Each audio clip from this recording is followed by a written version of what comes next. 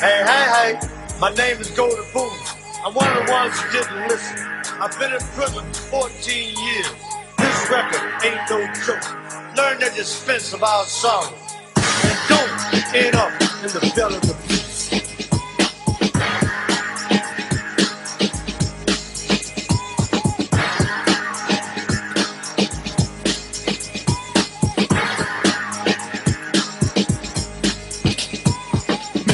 When the charge in us, I'm rocking when you don't want to listen. You belong to cause enough respect. But you was a junk, you didn't come for rent.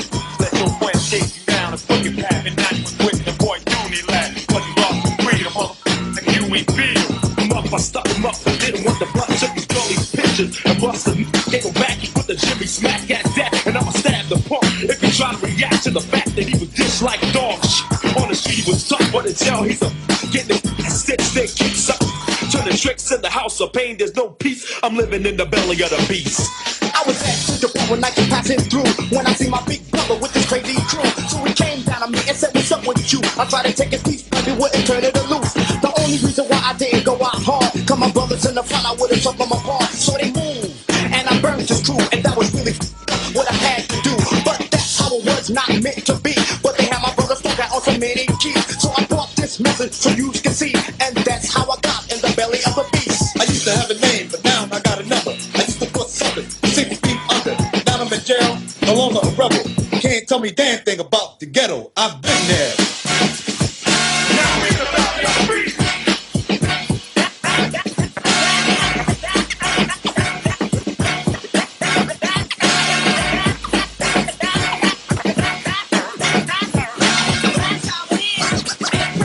Prison, the decision I made to fade. When I played with guns to sell, I won tons of fun, I thought. But now I'm caught, overwrought, and I feel distraught. Mentally and I'm physically trapped behind walls. Steel bars and mental scars. I was just like you, so tell the truth. You come to jail, you're through.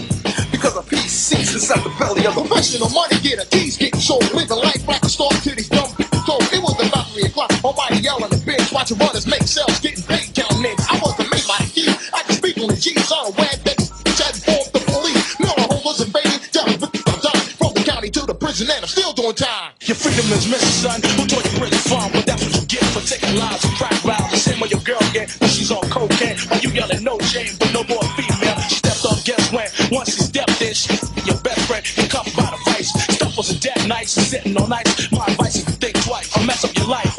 Now everything gets real, so why you out there chill? Cause in behind the wall, there was a raw deal. And I know cause I'm on my 5th year. Telling you what you need to hear, not what you wanna hear. About prison and how I ran the streets. Stole drugs and bumped out with all the freaks. Before a man came along and broke my peace. By locked me up in the belly of a beast.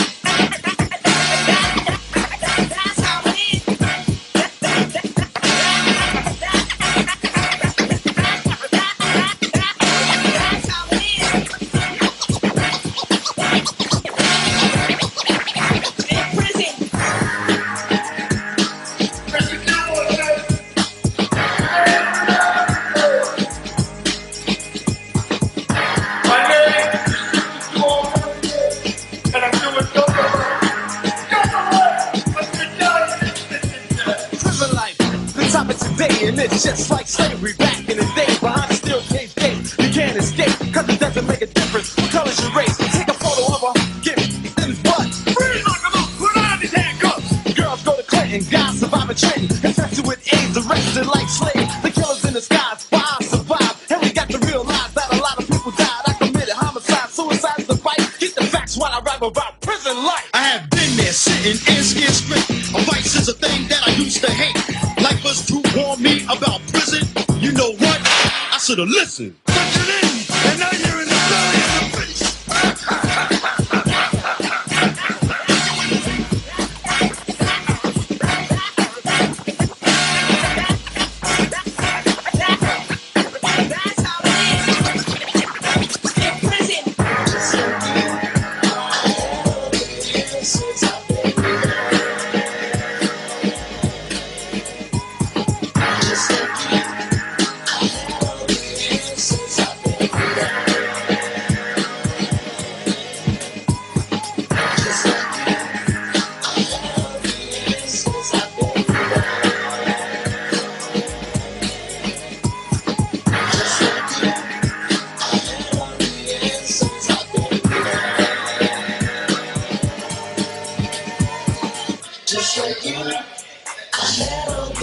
answers, I've been there. Just like you, I had all the answers, I've been there. Just like you, I had all the answers, I've been there. Just like you, I had all the answers, I've been there.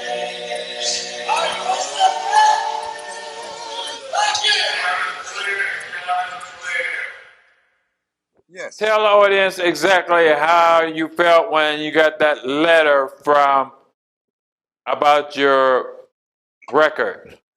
Well, as I said, I was rather very excited. You know, when I received it, and opened it. Well, number one, they don't normally do that. The lieutenant actually brought that particular letter to me. He was a lieutenant by the name of Alan August, because any mail that came in for the Lifers Group, I was the one to receive it because I was the president of the Lifers Group at the time. And he was like, come here, I got something to show you. And he showed it to me, right? And, he did it like in secrecy or something, and like I said, I was just overwhelmed and like, I couldn't believe it, like we were nominated for a Grammy, you know, and, I felt kind of, pretty good about it, that we were nominated for a Grammy, So it was a great feeling. It was a very great feeling that I felt that, that particular day. And, there were a lot of other things, there were a lot of other things that came with that. It wasn't just about us being nominated for a Grammy. Being nominated for that Grammy, you don't know the other things that it brought for me. It also brought problems, some backlash from some of the officers, from some of the other prisoners in there, So that's why I say that, And, I mean, giving it to you real. That's what it was. And I became somewhat a lot of jealousy within the prison, a lot of envy. So many different things came with that. You know, I mean, if I'm going to tell it, we're going to tell the truth here. It wasn't just Right. about we going to tell it all. You know. So, what kind of advice would you give our viewing audience who feels like they want that fame and fortune and think that it's always going to be glamorous? No.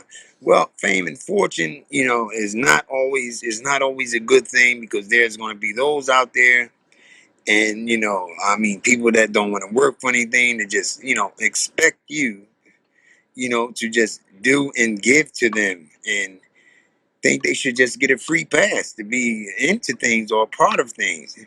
And, but one thing that I said to myself at all costs, didn't care what it cost, that I was going to see this project through, because I was in charge. And like I said, as one person and one individual, it was something from within my heart.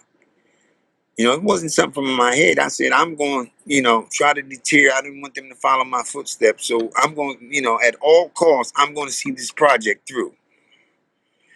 And exactly what happened, it did happen. I saw it through at all costs, and no matter what happened, and I say my life was even threatened at times from a couple of the groups and different guys in there. But like I said, I was like on a mission, and could I say mission accomplished? I mean, yes, it reached a lot of people and helped to turn some lives around. So yes.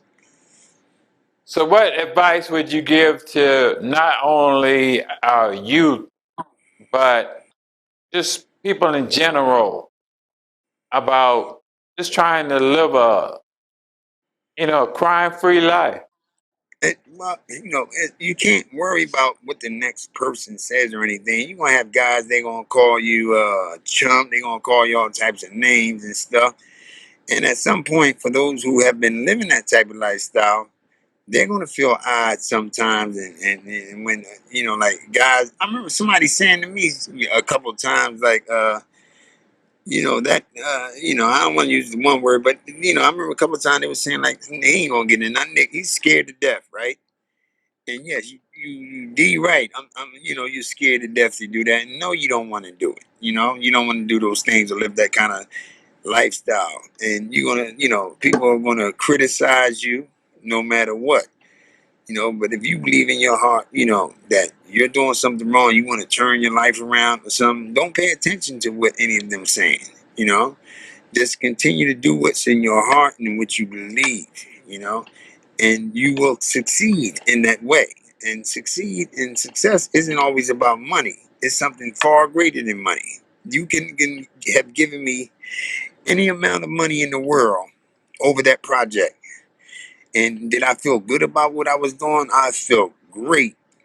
And it wasn't to compensate so much for what I had done, but instead of me being a liability to my community or anything, I became an asset, And I still continue with that same mindset. And I still continue to this day out here in the community. I go around the country. I do speaking engagements. I'm invited to schools. I'm invited to Yale. I've been to Harvard. I've spoken at many universities, colleges, and schools throughout the country since I've been home. And, and I still to this day, and like I say, it's a good feeling. It's a great feeling. And I'm going to keep doing and telling my story as many times as I have to tell them. If it's getting through and if it help turn life around, I'm going to keep telling it for the rest of my life, that same story. How hard is it when you tell someone as a motivational speaker that you may have to stay away from negative people in order to be successful? Well, sometimes it's very hard because you're surrounded right there by these people, and sometimes it's hard to avoid to avoid those people, and when people see someone that's been doing these types of things in their lives most of their life, they don't believe that you're changing. It's very difficult for them to even believe that you change, sometimes. And, you have to do everything that you can to stay away from them. And even if it means sometimes family members, people that are close to you, you have to stay away from them. If you have a certain mindset and you're trying to get to a certain part in your life and everything, you have to stay away from them. It could be people that you grew up with or whatever. You just have to stay away from them and continue to do what you do, no matter what.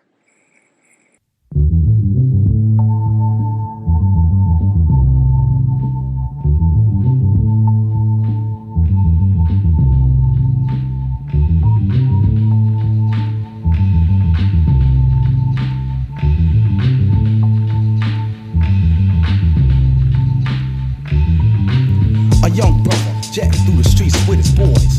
Every night making noise, jumping the turnstiles, running around buck while other sisters could walk. He was known for a troubled child, jetting through the halls, writing on the walls of his projects, and getting high in the exits. Now he's all geeked out, ready for a shootout. His man hits him off with a fofo, good looking out. But it's not enough, I need some extra clips. What you gonna do? Don't worry, I got this. Shorty stepped off, went where he had to go.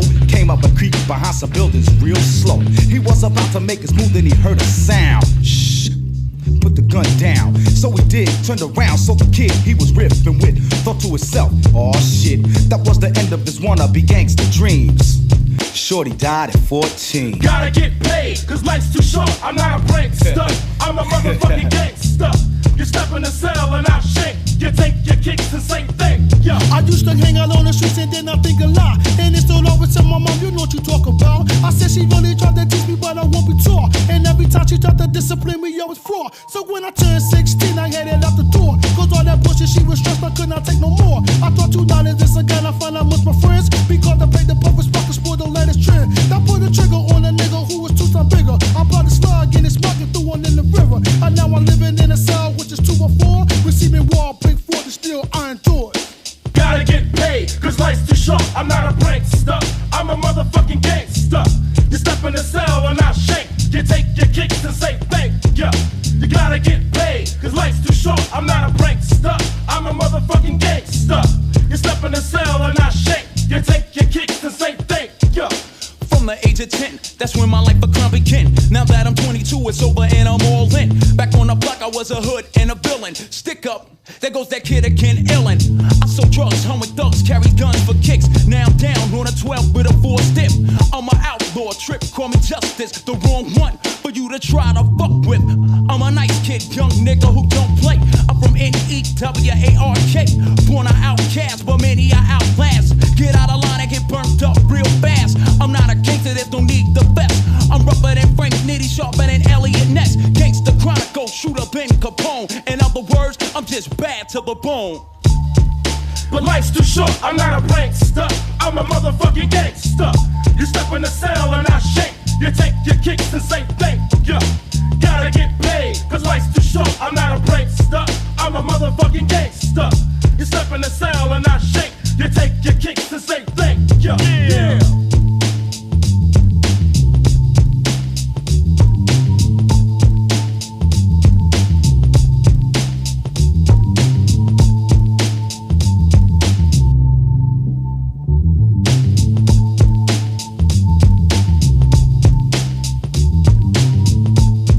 Suppose he take his time and don't want to bleed. You gonna die. Prison ain't no place to be. Don't come in here. Listen, if you like some of the guys you heard, like some of the things you heard, call us, man. Don't wait till you get in trouble and call us. Call us before you get in trouble. We can save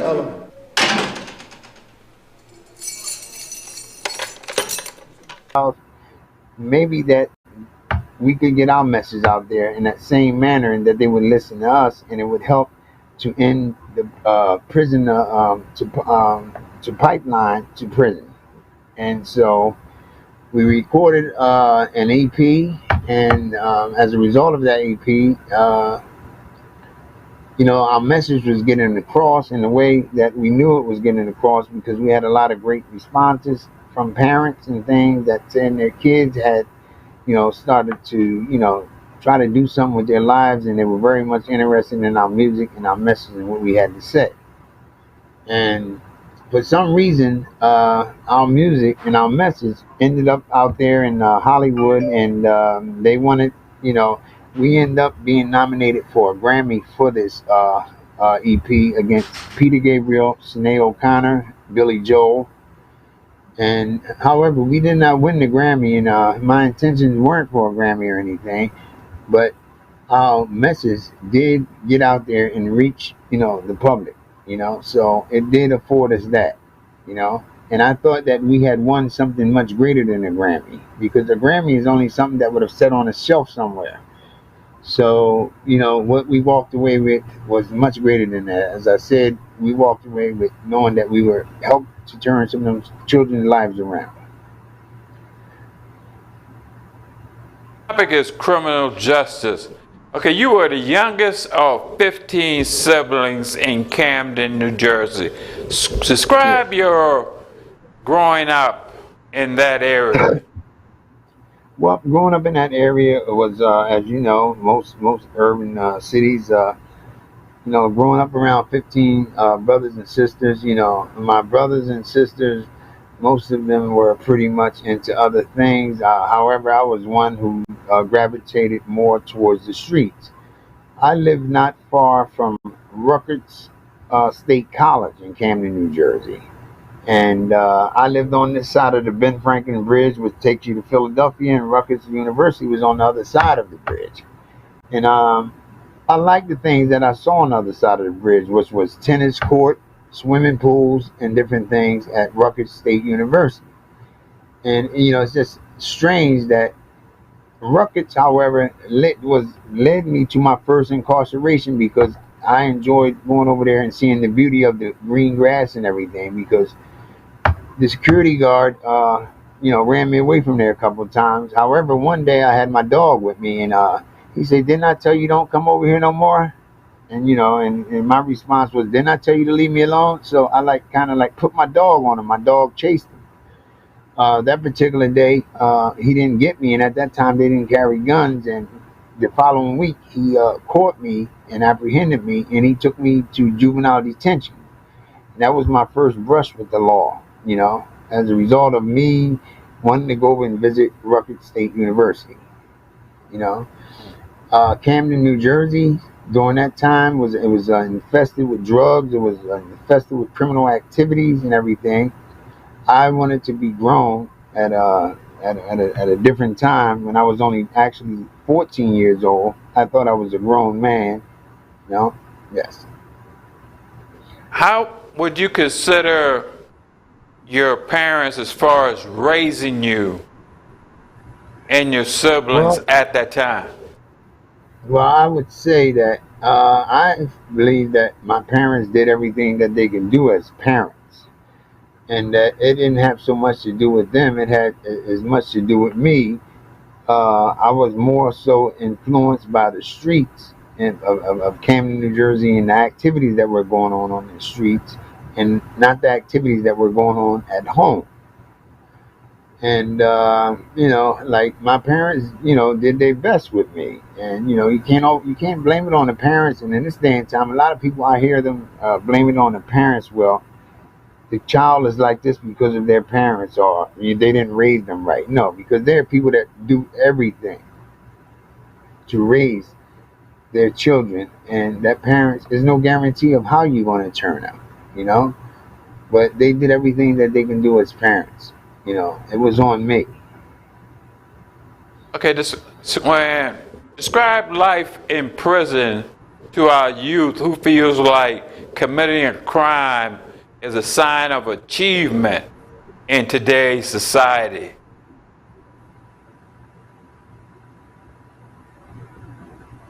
Wow, wow. Yeah, in today's society, yes, but a lot of people wear it as a badge of honor, and like, this is the only way that anyone's going to respect you or whatever is if you've been to prison or somewhere. And that is kind of like the concept in which most of our youth today take, and believe that nobody, you're nobody, just like, you just nobody, but that's not true, you know. But they believe that, and like I said, many of them wear that as a badge of honor. And there's actually no truth to that. And myself at the time, I never even thought about something in that way. Well, I'm nobody until I go to prison or do something or anything. Like I say, my situation, it just turned out it was more of a misadventure for me, of me, and what happened to my best friend. It was more so that it had nothing to do with, well, I'm out here in the streets, and unless I go in there, I ain't gonna be nobody. No. Describe that feeling when you committed that ultimate crime of murder, especially committing that to one of your friends, someone you knew. Well, I hope I can describe it. I'm gonna describe it as best as I can. That particular day, like number one, when a person goes out sometimes and there's a murder or something or a shooting anything, you have no idea that that's going to happen. I didn't get up that day and say I'm going to go out today and I'm going to kill someone or anything. I had no intentions of doing anything like that. What actually happened was that I was using drugs. I started using drugs at the age of 14, actually, which was heroin. And another friend that was with me, we wanted some, and there was a particular person that sold drugs and sold that, but we were so young, that particular person wouldn't sell them to us, so we sent somebody else. And what happened was the guy finagled me out of $90 worth of drugs. And and when he turned, he said, "I don't have the money, the drugs, that someone beat him out of it, meaning someone took it, you know."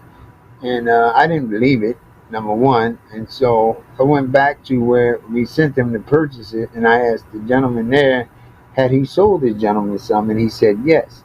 But and right during that time, as I returned and was asking this guy that, I ran into my friend, the very friend that had lost his life, and we greeted each other because I hadn't saw him in about 3 years. And while talking to this friend, we hugged each other and everything. I saw the guy that had purchased, supposedly had, we sent to purchase drugs for me, and While talking to him, a group of people yelled out Maxwell the car because I was driving the car at the time. The car had jumped out of gear some way. So I ran over to the car to put it in park. And when putting the car in park, I noticed the guy pulling up in the truck. And I had spoken with the guy, and he said yes, he had sold him the drugs. One of my other friends, there was a gun on the floor, of the car. So I was very angry and everything. And when I grabbed the gun off of the car floor, and I ran over to him. I believe I hit him with the slapped him across the face or something with the pistol. And I said, "I want my money or my drugs." He said, "I don't have either of them." And when he said that, he took off and he started running. So again, as I said, I was very enraged at that time. I grabbed it and I fired four reckless shots, and one of those stray bullets crossed and hit an innocent bystander who happened to be my very best friend, the gentleman that I had just spoken with moments before. And this gentleman, he had no brush with the law, never been in any type of trouble. He used to work down at the community center and helping the kids, showing them how to box, showing them how to swim and all these things. I didn't know anyone had got hit by a bullet until a gentleman walked over to me and say, "Why did you hit that guy? Why did you shoot that guy?" I said, "Shoot what guy?" I said, "Well, I didn't mean to shoot anyone." So the crowd started to come towards me, and me, in fear and everything, I just took off, and knowing what I had just done, it was just like I don't know what to do. So again, I just took off and I left, and I went on a run for a couple of days, and I went to New York City. While in New York City, I learned the identity of that person, and I also, learned that that person was on life support and everything, and I learned the identity of that person, and when they gave me the person's name, and I discovered it was my best friend. I decided that I wanted to turn myself in. So I had reached out to the sheriff's office, and I told them, that as a result, if that was the bullet, that in my knowledge, I was the only one firing the gun, and that I was the person. Well, I'm on Yeah. I'm on Instagram, Melvin782. On Instagram, they can reach me there. On Facebook, I'm Max Melvins. And on Twitter, I'm Maxwell Melvins. Or they can go through management, which is Triple P Radio. They can reach me. Or by way of Mother Khadijah, they can also reach out to me. And I'll be more than willing to come out in schools, clergy, no matter what, wherever, wherever I'm needed, I'm more than willing to come out and talk to them. Well, thank you, Mr. Melvin, for coming on the show, and I look forward for hearing more about you and your Lifers program. Well, you definitely will hear some more from me, and I'm just hoping, definitely, as you said, if you want to ever bring me back, I'm more than willing to come back. Again,